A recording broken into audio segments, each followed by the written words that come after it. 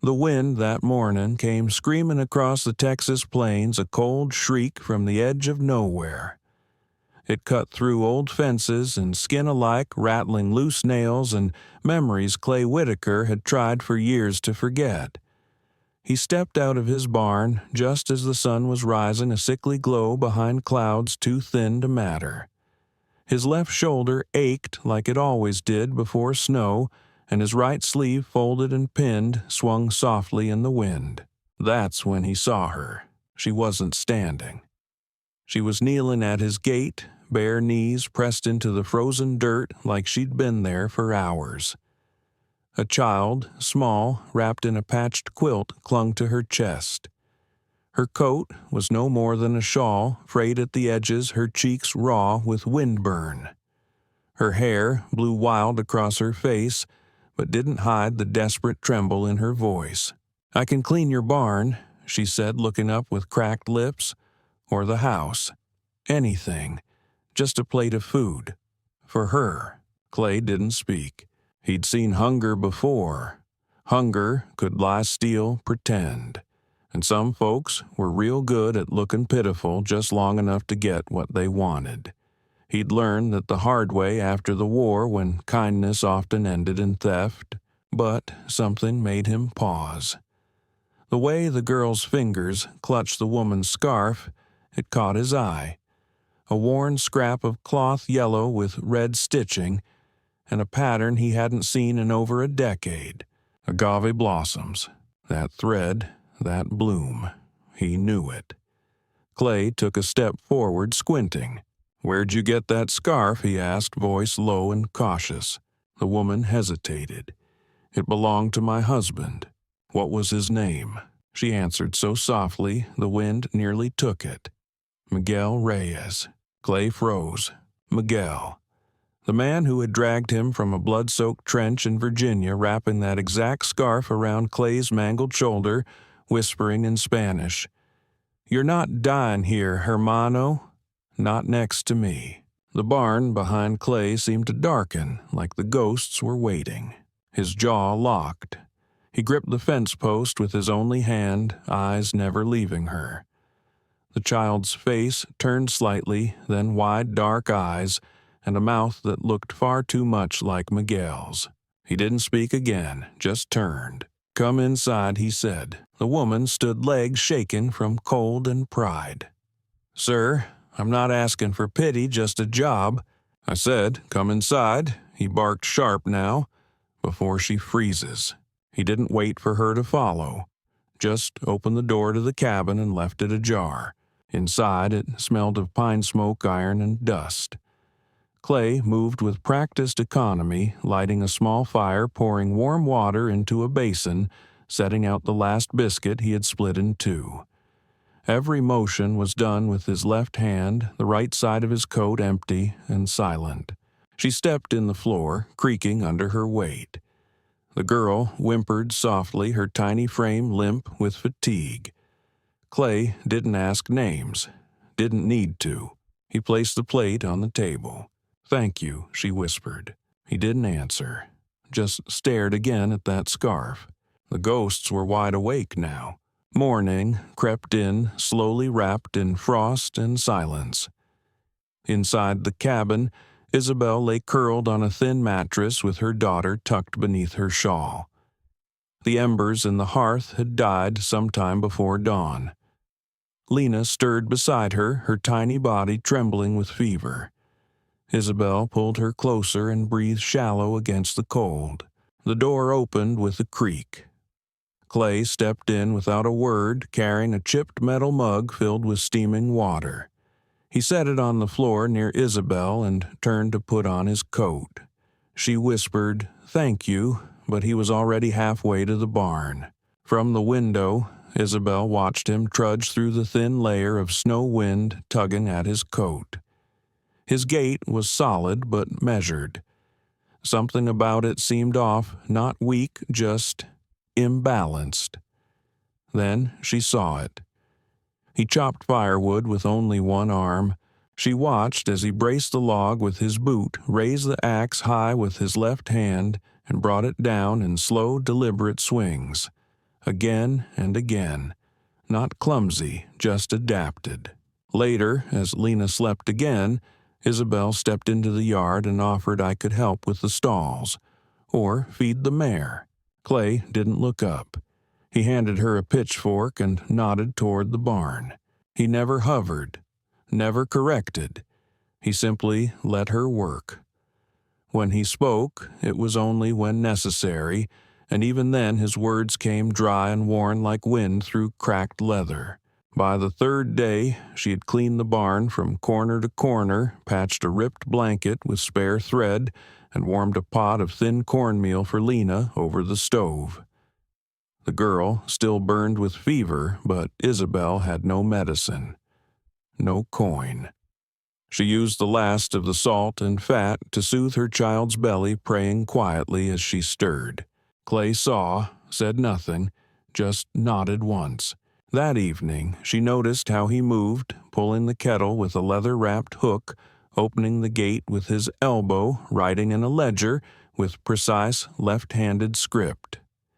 Every task was done with quiet control shaped not by convenience, but necessity.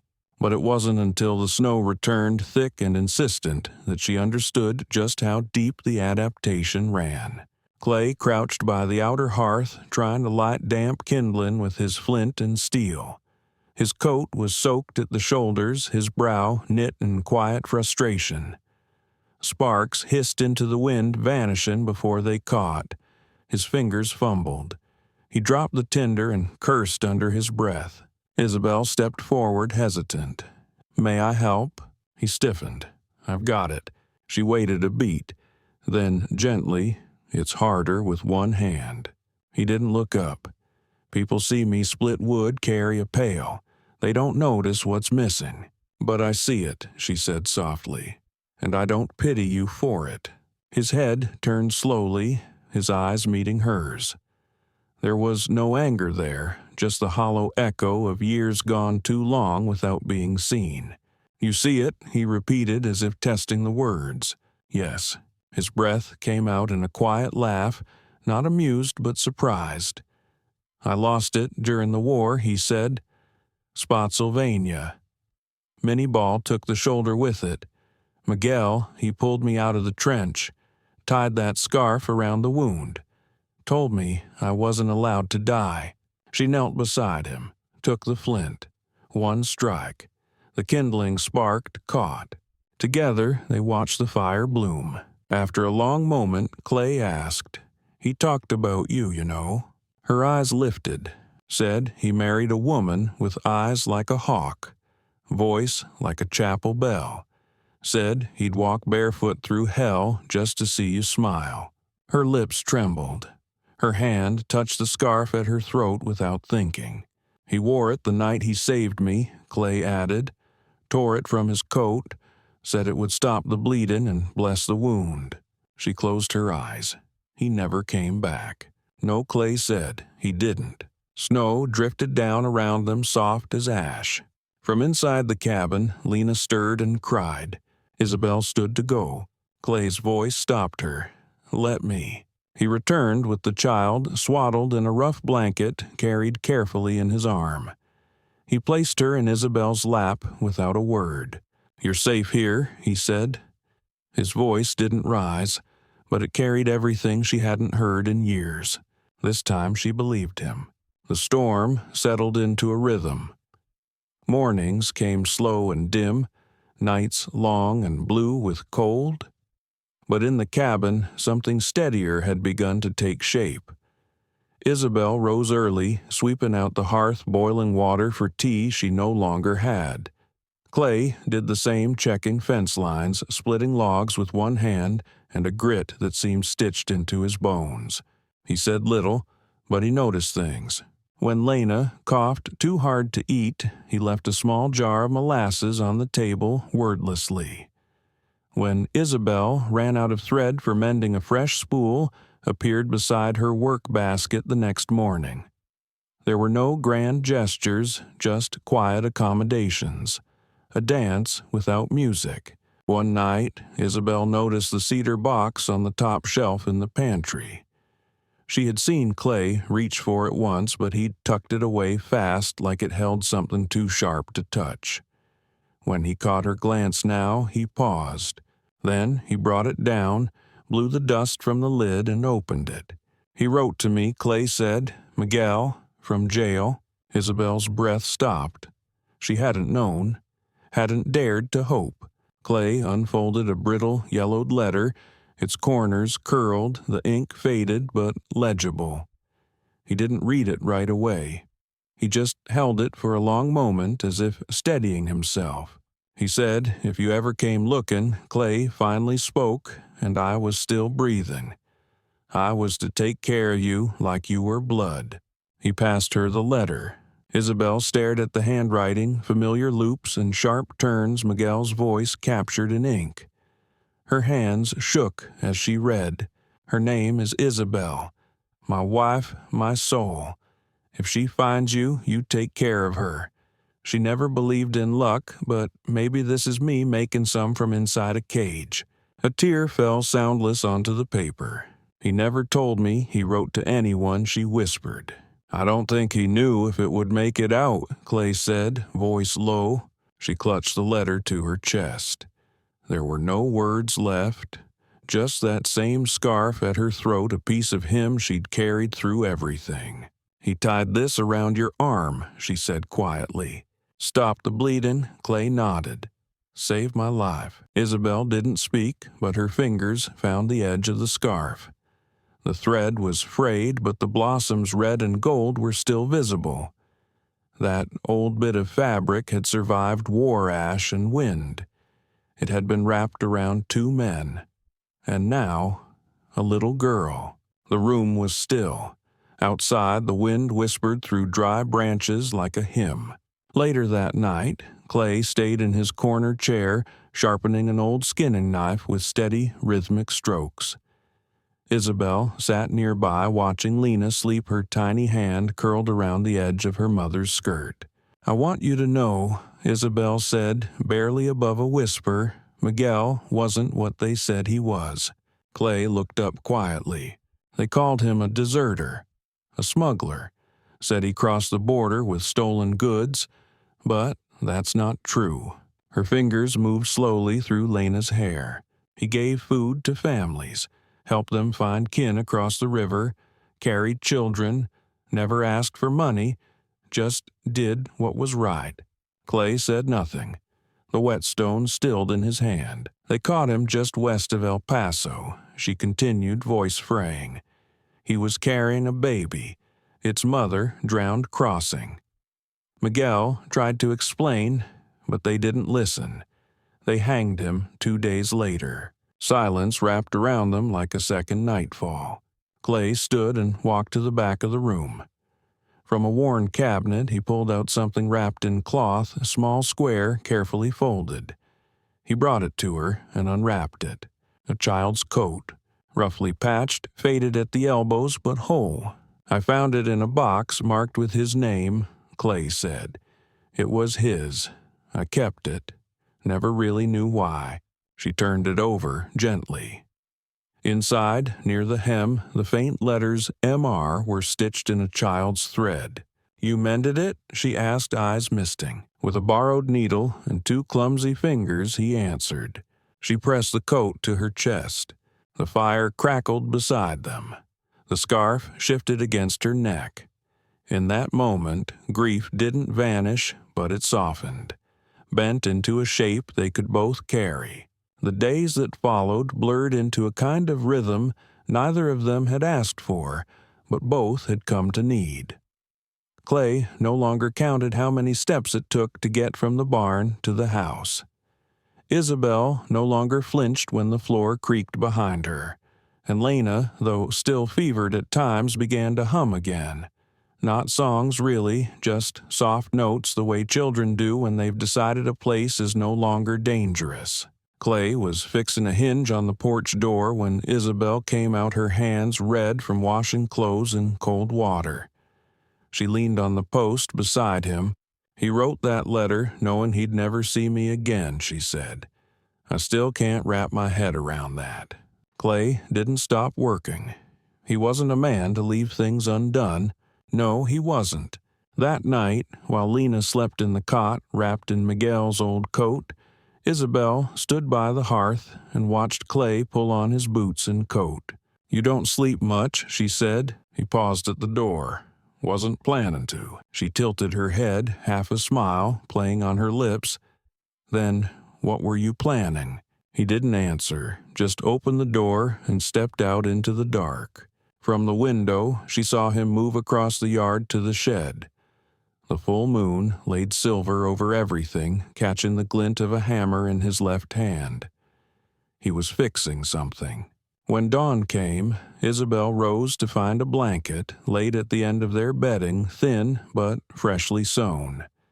Every stitch uneven but tight. Not beautiful, but undeniably made with care. The coat for Lena, she now realized, wasn't the end of something. It was the beginning. Later, she stepped outside to see what Clay had done. The porch roof, long sagging and cracked, now had 2 new cedar boards holding it up.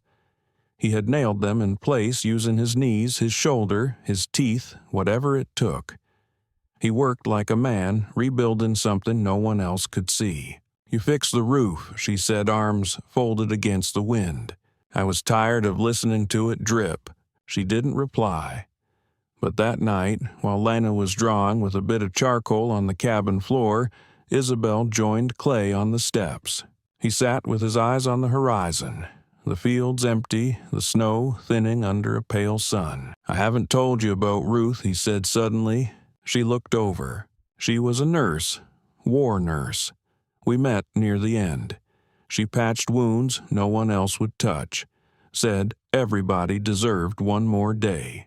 Isabel's breath caught, but she didn't interrupt. When the war ended, some towns didn't want women like her walking their streets.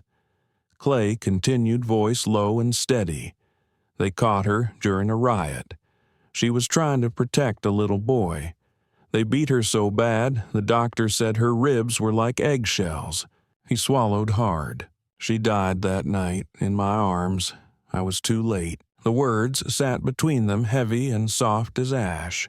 Isabel didn't speak. She simply reached out, not with pity, not with a fix, but with quiet. She took his hand, his left always, and wrapped her fingers gently around it.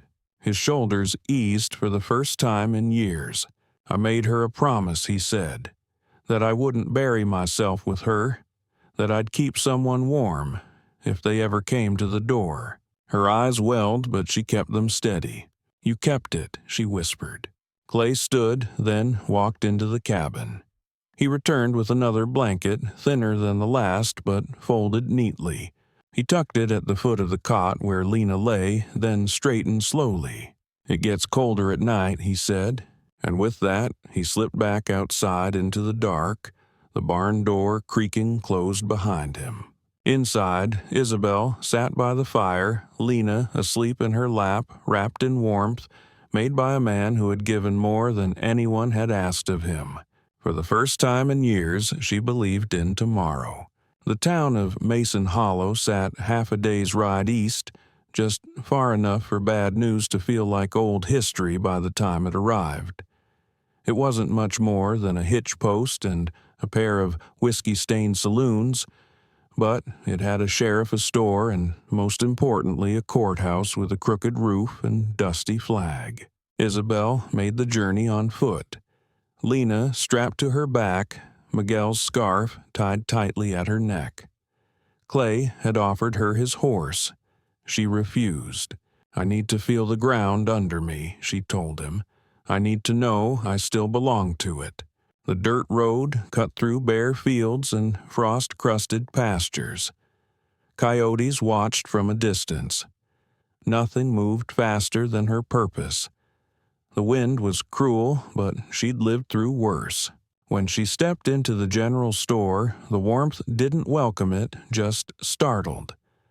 A clerk in a stained apron began scooping cornmeal into a paper sack. She waited quietly, hands clenched at her sides. Then the door behind her creaked open. She didn't have to turn. The way the air shifted told her. the smell of leather polish, the click of spurs too clean. Hellfire said a voice like broken glass in whiskey. Look what the prairie dragged back. She turned slowly. Deputy Hank Slater stood by the door, gray at the temples now, but his smile hadn't aged a day. Still cruel, still curved like a snake's fang. The silver buckle on his belt flashed under the store's single lantern. "Didn't think you made it out," he said, sauntering closer. "That man of yours, what was his name? Miguel. Right, I remember now. That same scarf." Her hand rose instinctively to the agave blossoms at her neck. "You signed his death," she said evenly. "I did," Slater chuckled, "and the law was clear. You remember that sugar clear as sunrise." She picked up the sack and walked out without another word.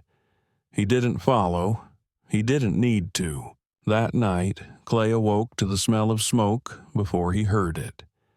His body reacted before his mind could catch up. He stumbled from the barn, eyes scanning the yard. The house was on fire. Flames licked the edge of the porch, climbing the side like ivy. "Get up," he shouted. "Get the girl." Isabel burst from the back door, Lena wrapped in the old quilt.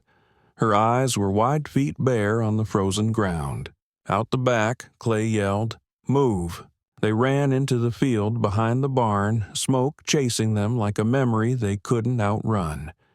Clay grabbed a bucket and tried to fight it, his left arm trembling from the weight. But the flames were too fast, the wood too dry, the night too cruel. "Follow me," he barked. He led them through the dark to the old livestock shed, half collapsed, buried in dead weeds. Inside, behind broken boards and rotten hay, he yanked open a trap door. "Used to stash whiskey here during the embargo," he said. "No one knows it's here but me." They climbed down into the root cellar. The walls were dirt, the air damp and cold, but it was safe. Clay crouched at the top step, keeping watch through a sliver in the boards. "They'll come back," Isabel whispered. "He knows I'm still alive." "I know," Clay said. "Then I should go." He turned his head slowly, firelight flickering against his jaw. "You think running will stop them Slaters not after you? He's after the silence you threaten." She looked away. "I can't let you lose everything again." "You won't," he said. Then more firmly, "Not without me." Why her voice cracked. Clay looked at her, not just at her face, but through it. Through the fear, the fire, the defiance. "Because you once knelt at my gate for a plate of food," he said, voice steady. "And I haven't knelt to anyone since the war. But tonight," he stepped toward her slowly, "tonight I kneel for the love you carried into this house. The kind Miguel left behind. The kind you gave back without asking." He dropped to one knee. The same knee Miguel had braced with his own hands years ago in a trench filled with smoke and blood. "I may only have one hand," he said, "but I will build you a fortress with it." Isabel couldn't speak. Lena, half asleep in her arms, reached toward Clay. Small hands stretching like roots toward something solid. He took her gently, cradling her to his chest. Behind him, the house burned. But inside him, something had just begun to burn brighter. Dawn broke over Mason Hollow like a whisper, too tired to shout. Smoke from the fire still lingered in the threads of Clay's coat, and the porch of the courthouse creaked beneath their boots. It wasn't much of a building, 4 warped walls, dusty windows, and a flag that hadn't caught wind in years. But today, it would carry the weight of justice long delayed.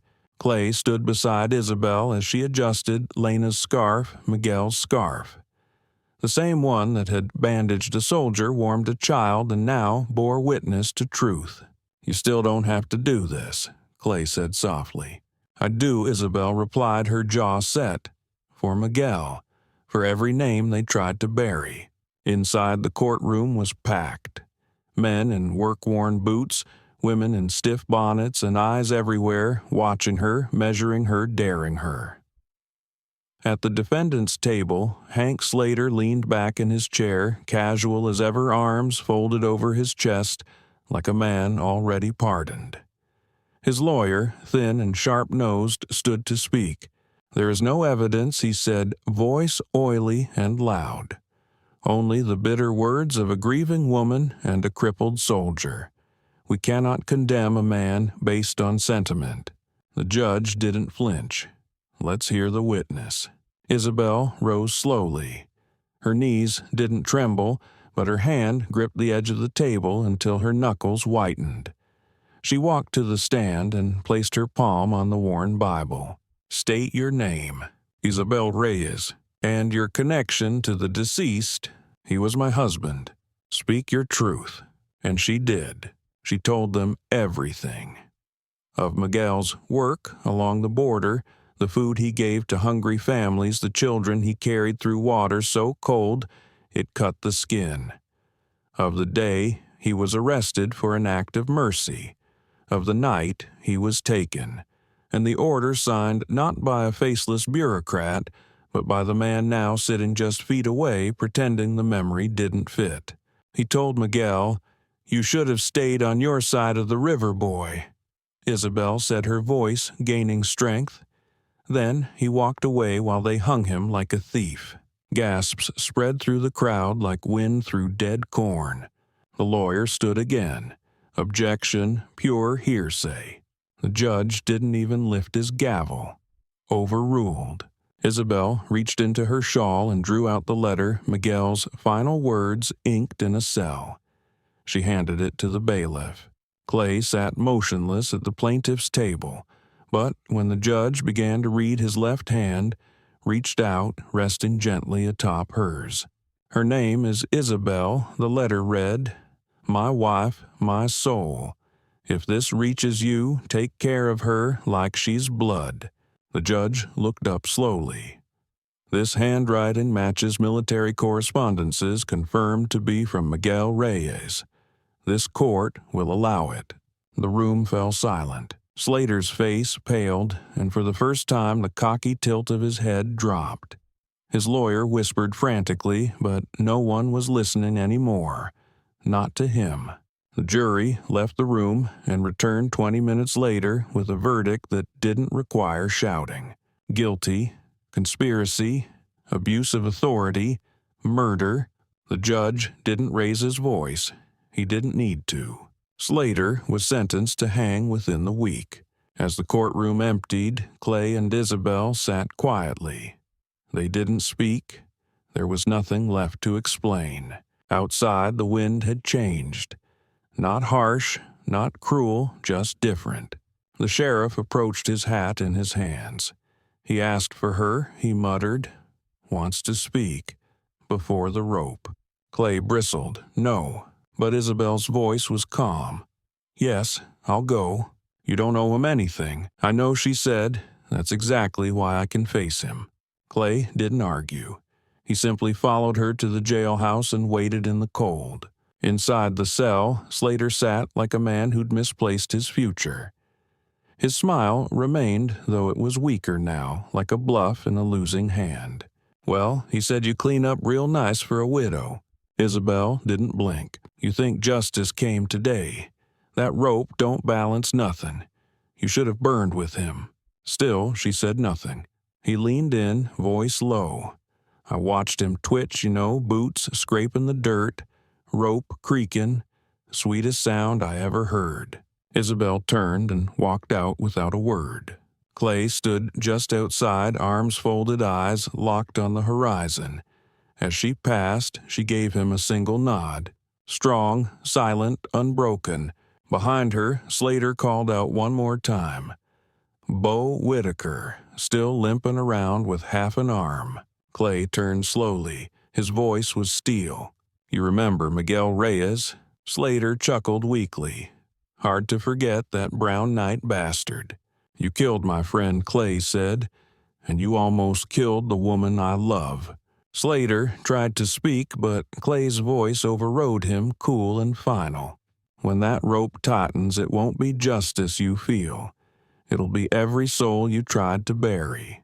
Then he turned and walked out, the sound of his boots closing the chapter for good. They never went back to the old house. Whatever had been lost in the fire stayed lost. But from the ashes, something else rose. A year later, travelers passing along the trade road through the Texas Panhandle began to whisper about a small place on the ridge. The Last Light Inn, they called it. Just a porch, 2 rooms, and a crooked chimney.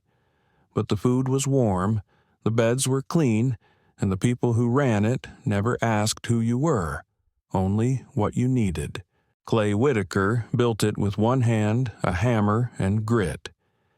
Isabel painted the walls with her daughter Lena slung across her hip, Miguel's old scarf still tied around the child's neck. She cooked from memory cornbread that tasted like hope stew that could thaw a broken man. And in the evenings, when the wind died down and the sky blushed purple, they sat on the steps watching Lena chase fireflies.